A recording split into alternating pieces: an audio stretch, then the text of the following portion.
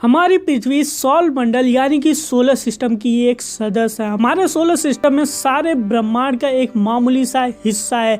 ये ब्रह्मांड पृथ्वी से दिखने वाली गैलेक्सीज का एक हिस्सा है। बचपन से लेके आज तक हमने वैज्ञानिकों से आकाश, चांद, सूरज, दूसरे तारों के बारे में किस्से बहुत सारे सुने हैं। साइंटिस्ट का ये मानना है कि दुनिया में सिर्फ हम ही नहीं, बहुत सारे ब्रह्मांड मौजूद है। आकाश इनफाइनाइट है जिसका कोई अंत नहीं है, इसलिए हमारे दूसरे यूनिवर्स को ना पूरी तरीके से देखा जा सकता है ना ही समझे हैं। तो आखिर हम ये कैसे कह सकते हैं कि हमारे जैसे कई और सारे ब्रह्मांड है? तो असल में ये ख्याल सदियों पुराना है कि हमारे ब्रह्मांड जैसे दूसरे ब्रह्मांड है। सबसे पहले 16वीं सेंचुरी में निकोलन कॉर्पिकस ने कहा कि पृथ्वी ब्रह्मांड के सेंटर में नहीं है। दूसरे दशकों के बाद दूसरे यूरोपियन एस्ट्रोनॉमर गैलीलियो ने अपने टेलीस्कोप से देखा कि सितारों से आगे भी सितारे हैं। 16वीं सेंचुरी के आखिरी तक आते आते इटली के साइकोलॉजिस्ट जॉर्डन ब्रूनो ने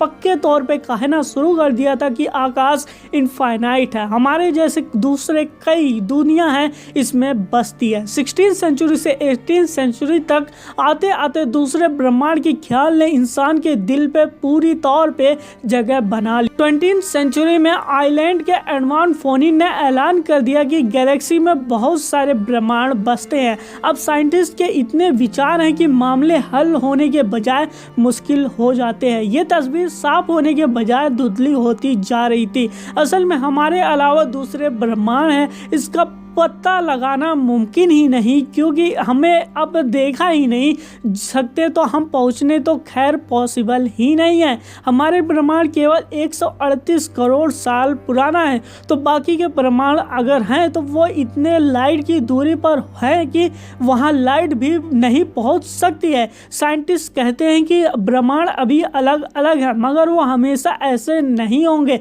जब टाइम ऐसे आएगा जब वो एक दूसरे के करीब आकर दूसरे में मिल जाएगा, यानी कि जैसे कि इस यूनिवर्स को फॉर्मेशन हुआ था ठीक वैसे ही इस दुनिया का अंत भी होगा। साइंटिस्ट ये भी कहते हैं कि हमारे अर्थ यानी कि एटम से बनी है, ठीक वैसे ही मतलब सेम एटम से भी दूसरी अर्थ बनी होगी, यानी कि दूसरे यूनिवर्स होने चाहिए। लेकिन हमारे अर्थ में करोड़ों किलोमीटर की दूरी पर होने से उन्हें ये देख पाना आसान काम नहीं है। अगर ऐसा है तो जैसे कि आज हमारे दूसरे यूनिवर्स के बारे में बात करें, ठीक उसी तरह कहीं दूर ऐसी बातें हो रही होंगी। शायद आपके लिए आपका नाम का इंसान दूसरे यूनिवर्स में ये वीडियो देखकर आपके बारे में सोच रहा होगा। दोस्तों, ये थॉट कितना सही है? अगर जानने के लिए हम यूनिवर्स की शुरुआत की फेज में जाना होगा कि हमारे इंफॉर्मेटिंग थ्योरी यानी कि द बिग बैंग थ्योरी, इस थ्योरी को समझने के लिए एक अलग वीडियो बनाऊंगा। लेकिन सिंपल भाषा में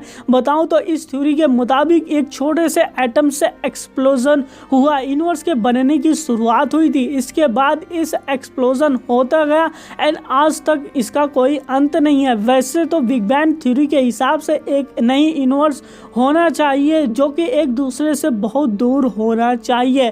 कुछ लोगों ये भी मानते हैं कि कोई छोटे यूनिवर्स फॉर्म होते हैं तो उन्हीं कुछ उसी तरीके से जैसे कि एक स्टार ब्लैक होल में कन्वर्ट हो जाता है और नए ब्लैक होल से निकलने लगते हैं। तो कई ब्रह्मांड को लेकर साइंटिस्ट के बीच में 5 तरह की थ्योरी काफ़ी ज़्यादा फेमस है।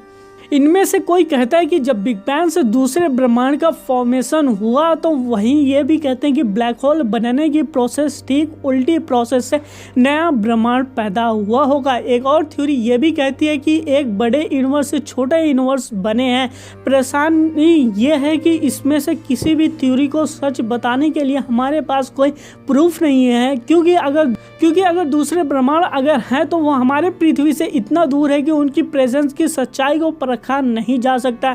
इन थ्योरीज को टेस्ट करने के लिए ये जरूरी बताया जा सकता है कि ये थ्योरी सही है या गलत। ज़्यादातर साइंटिस्ट अब ये मानने लगे कि हमारे यूनिवर्स जैसे और कई सारे यूनिवर्स हैं, लेकिन वो कितने हैं, कितनी दूर पर हैं और कितना बताना थोड़ा मुश्किल है। असल में किसी भी एस्ट्रोनॉमिकल इवेंट को प्रूव करने के लिए ज़रूरी है कि उसके लिए फिजिक्स की कोई थ्योरी अप्लाई हो सके। फिजिक्स की कई थ्योरी जो पृथ्वी पर लागू होती वो किसी और यूनिवर्स में लागू हो जरूरी ऐसा तो नहीं है, लेकिन साइंटिस्ट बहुत दिनों से थ्योरी ऑफ एवरीथिंग तलाश कर रहे हैं, यानी कि फिजिक्स की दूसरी दुनिया की कुछ ऐसे रूल्स जो अलग अलग जगहों पे अलग अलग हालात में होंगे। और अगर ऐसा हो सका तो हमारे लिए समझना आसान हो जाएगा कि हमारी अर्थ जैसी कहीं दूर दूसरी अर्थ है या नहीं है। हम ये बता पाएंगे कि आकाश में कितने ब्रह्मांड हैं। तब तक दूसरे ब्रह्मांड के बारे में बस यही कहा जा सकता है कि थ्योरी आपको ज़्यादा अच्छी लगे तो वो थ्योरी सही है। लेकिन दोस्तों मैं आपको बता दूं कि जैसे कोई भी थ्योरी हम लोग हाइपोथेसिस रखते हैं तो उसके पीछे कुछ थ्योरी होती है, कुछ थ्योरी उसे मानती है, कुछ थ्योरी उसे डिसप्रूव करती है, जिसकी वजह से डिसप्रूव थ्योरी को मान के वो सच्चाई हम लोग को पता चल जाती है। लेकिन दोस्तों पैरेलल यूनिवर्स के केस में ऐसी है कि हमारे पास इसका तो कोई प्रूफ नहीं है, लेकिन फिजिक्स की जितनी भी थ्योरी है उन थ्योरी में से आज तक कोई भी थ्योरी पैरेलल यूनिवर्स को जो है फेल नहीं कर पाई, यानी कि ये थ्योरी कोई भी थ्योरी बता नहीं पाई कि पैरेलल यूनिवर्स एग्जिस्ट ही नहीं करते। तो आप क्या सोचते हैं, पैरेलल यूनिवर्स है? तो आप कमेंट बॉक्स में ज़रूर बताएं। उम्मीद है आपको इस वीडियो से कुछ ज़रूर नया सीखने को मिला होगा। अगर आप चैनल पर नए तो प्लीज़ सपोर्ट कीजिए, क्योंकि हमें आपकी बहुत ज़्यादा सपोर्ट की ज़रूरत है। तो इस चैनल को सब्सक्राइब करके बेल आइकन जरूर नोटिफिकेशन ऑन कर देना, क्योंकि आगे और भी ज़्यादा इंटरेस्टिंग वीडियो आने वाली। मिलेंगे नए वीडियो में, तब तक के लिए थैंक्स फॉर वॉचिंग। जय हिंद।